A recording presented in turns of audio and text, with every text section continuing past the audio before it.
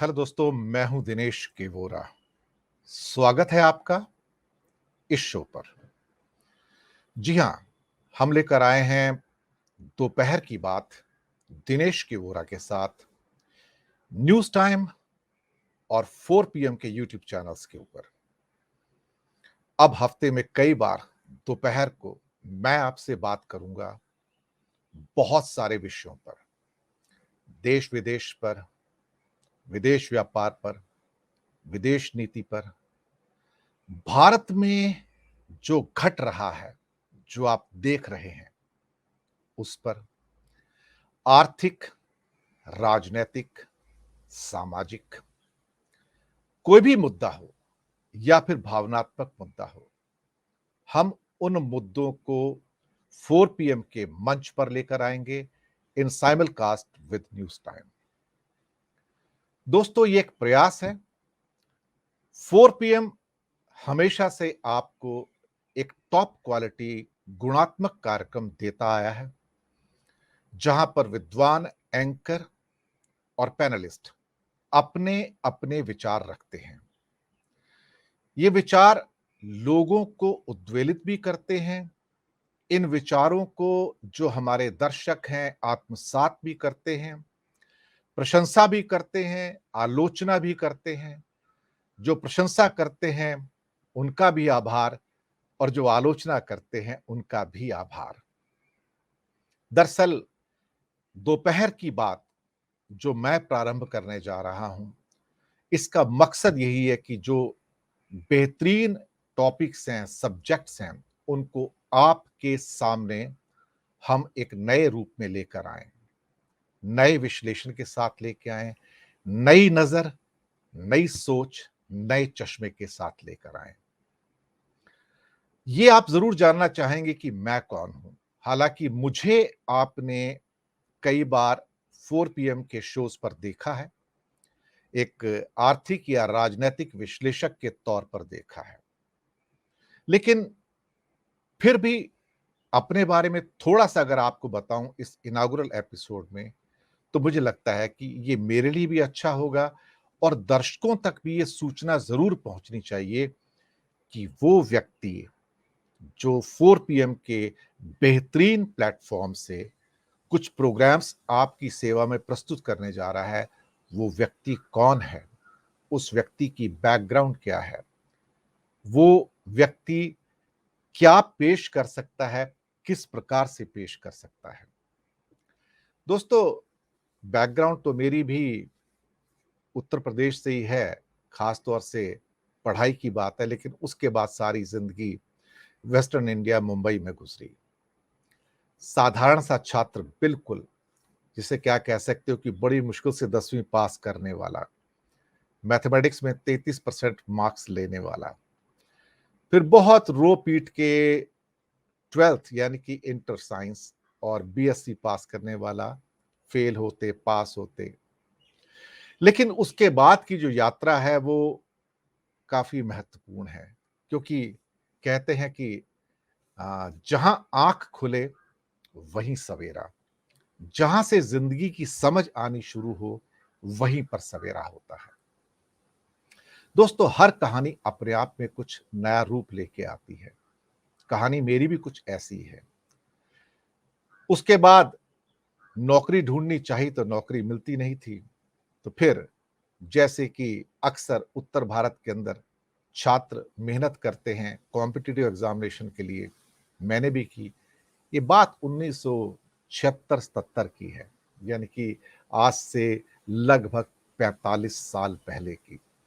और वहां से जिंदगी का नया चक्र प्रारंभ होता है। फिर मैं एक उच्च पदों पर आता हूं सरकार के अंदर। धीरे धीरे फिर मैं भारतीय राजस्व सेवा में आता हूं, जिसे इंडियन रेवेन्यू सर्विस कहा जाता है, उसके मिडिल रैंक तक पहुंचता हूं। इस बीच में बहुत सारे अनुभव, बहुत सारे लोगों से मुलाकात, खास तौर से बहुत सारे ऐसे डोमेन जिनकी ओर लोगों की नजर नहीं जाती या जिनके बारे में लोग सोच नहीं पाते, उसका अनुभव मिला। चाहे वो भारत के अंतर्राष्ट्रीय हवाई अड्डे हों या बड़े पत्तन यानी कि पोर्ट्स हों, उनकी कार्रवाई या फिर जो जिस ढंग से वो काम करते हैं, या फिर बहुत सारे स्पेशल इकोनॉमिक ज़ोन्स, भारत की अर्थव्यवस्था, रिज़र्व बैंक ऑफ इंडिया कैसे काम करता है, कैसे कुछ लोग भारत को स्मगलिंग करके जो चोट पहुँचाना चाहते हैं, उनसे कैसे डील किया जाता है। इसके अलावा ये सब काम करते-करते, सीखते-सीखते फिर शिक्षा की ओर मुड़ गया। जी हाँ, नौकरी में रहते-रहते ही, और नौकरी में रहते-रहते ही एक शिक्षक बन गया। उच्च शिक्षा भी नौकरी में रहते-रहते ग्रहण की, कंप्यूटर्स के अंदर उच्च शिक्षा ग्रहण की। मुंबई यूनिवर्सिटी के उस समय के famous institute Narsi Monjee institute of management studies से एमबीए भी किया। ये बात 95 टू 98 की है। फिर उसके बाद मेरा सिलसिला स्टार्ट होता है बहुत सारी जगह पर, क्या कहते हैं, as a faculty, visiting faculty काम करने का, जिसमें मैं बहुत सारे विषयों पर, जो कि खास तौर से चाहे विदेश व्यापार के हों, कस्टम्स के हों, सेंट्रल एक्साइज के हों, जीएसटी के हों, सर्विस टैक्स के हों, सॉफ्ट स्किल्स के हों, लीडरशिप के हों, टीम बिल्डिंग, कम्युनिकेशन हो, गोल सेटिंग हो, या फिर स्ट्रेटेजिक मैनेजमेंट हो या चेंज मैनेजमेंट हो, इस दौर से निकलता निकलता सोच नहीं पाया कि कई अंग्रेजी पुस्तकों का मैं लेखक बन गया। करीब करीब 6 पुस्तकों का, फिर उनके कई भाषाई अनुवाद आए, 18 पुस्तकें मार्केट में आई। पीछे मुड़ के देखता हूं तो विश्वास नहीं होता कि 18 पुस्तकों के ऊपर मेरा नाम लिखा है। ज्ञान अर्जन की तीव्र इच्छा बहुत पहले से थी, अब भी है। जहां से भी ज्ञान मिलता है, वहां मैं चला जाता हूं। इस मायने में मैं एक स्टूडेंट हूं, आज भी एक छात्र हूं, और सीखने की जो मेरी प्रबल इच्छा है, वो मुझे ना जाने कहां कहां ले जाती है। इसी दौरान 2009 के अंदर, करीब करीब 12-13 साल पहले, टेलीविजन पर एक केबीसी टाइप का शो आया जिसका नाम था पोकर फेस। वो भी ब्रिटिश शो था, इंडियन नहीं था। उस शो के अंदर मुझे 1 करोड़ जीतने का सौभाग्य प्राप्त हुआ। शायद मुझे लगता है कि मेरी जिंदगी का ये भी एक महत्वपूर्ण, क्या कहते हैं, मोड़ था या कोण था, जो भी आप कहना चाहें। लेकिन जो ज्ञान अर्जित किया था, और ज्ञान की कोई सीमा नहीं होती है, उसने नया विश्वास दिया, नई ऊंचाइयां दी। उस विश्वास ने ये विश्वास पैदा किया कि कोई भी काम छोटा या बड़ा नहीं होता है, और किसी भी काम को हम अपने, क्या कहते हैं, कि कमिटमेंट से, मेहनत से, हार्ड वर्क से, डिसिप्लिन से हासिल कर सकते हैं। वो 1 करोड़ का जीतना सिर्फ एक चमत्कार नहीं था, एक घटना नहीं था, वो हमारा जो जीवन क्रम होता है, उसका एक पड़ाव था। लेकिन किताबों का लिखना, as a faculty management institutes में जाना, या टॉप कॉर्पोरेट्स को एड्रेस करना, या फिर उसके बाद कुछ वर्ष पहले एक न्यूज़ टाइम दिनेश के वोरा का चैनल खोलना, ये अपने आप में बहुत सारी घटनाएं, और इस बीच में न्यूज़पेपर्स में, बहुत सारे भारत के न्यूज़पेपर्स में आर्टिकल्स, हिंदी और इंग्लिश दोनों। आप सोच रहे होंगे कि मैं हिंदी अच्छी बोल रहा हूँ, एक्चुअली मैं हिंदी भूल ही गया था। यूट्यूब ने, जब मैं 3.5 साल बाद यूट्यूब में वापस लॉन्च किया मैंने, तो तब मुझे हिंदी वापस से, मुझे अपने आप को, क्या कहते हैं, कि पॉलिश करने का मौका मिला। अदरवाइज तो सारा काम या सारी फैकल्टीशिप जो थी, जो लेक्चरर्स थे, किताबें थी, सभी कुछ इंग्लिश में था। मुंबई ने बहुत कुछ सिखाया मुझे। एक, क्या कहते हैं, कि ना केवल एक प्रबुद्ध नागरिक बनाया, बल्कि एक स्टूडेंट बनाया, कि जिंदगी कैसे जी जाती है। इसी को ध्यान में रखते हुए, जो मेरे पास, जो मैंने ज्ञान अर्जन किया, जो मैंने सीखा, और अभी भी सीखता रहता हूं, प्रयास ये रहता है कि आप तक उन मुद्दों को पहुंचाऊं, ऑथेंटिसिटी के साथ, सच्चाई के साथ, बिना लाग लपेट के, बिना किसी नकली आवरण के, ताकि जो ग्राउंड रियलिटी है, जो जमीनी सच्चाई है, वो आप तक पहुंचे। आप तक पहुंचे और आप पहचाने कि ऐसी क्या चीजें हैं जो आपके जीवन को प्रभावित करती हैं। रोजगार हो, महंगाई हो, वो चीजें जो आपके रसोई घर से संबंधित हों, यानी कि जो प्रतिदिन आपकी पॉकेट को प्रभावित करती हैं, वो अंतर्राष्ट्रीय घटनाएं, वो राष्ट्रीय घटनाएं, चूंकि मैं उनसे संबंधित रहा हूं, क्योंकि मैं विदेश नीति से भी संबंधित रहा हूं, विदेश व्यापार से भी संबंधित रहा हूं, तो जो अनुभव मैंने वहां पर बटोरे वो बांटने के लिए आपके पास आया हूं। जब भी मैं बात करता हूं किसी भी चैनल पर, बहुत सारे चैनल्स पर जाता हूं, टेलीविजन न्यूज चैनल्स पर भी जाता हूं, लेकिन मैं तथ्यों के साथ जाता हूं। मैं बात को घुमा फिरा फिरा के नहीं, सीधी सपाट भाषा में कहता हूं, ताकि लोग उसको समझ पाएं कि ये जमीनी सच्चाई है। सच कहने की हिम्मत तो होनी चाहिए, साहस तो होना चाहिए। वो साहस मुझे कहां से मिलता है? वो साहस मुझे मिलता है आपसे, यानी कि आप दर्शकों से। मेरी मेरे प्रोत्साहन का केंद्र कौन है? वो आप हैं। मेरे एक तरह से इंस्पिरेशन कौन है? वो आप हैं। क्योंकि अगर कोई फिल्म बनती है तो दर्शकों के लिए बनती है। अगर डायरेक्टर प्रोड्यूसर फिल्म बनाते हैं तो किसके लिए बनाते हैं? दर्शकों के लिए। अगर हम प्रोग्राम पेश करते हैं तो किसके लिए करते हैं? आपके लिए करते हैं।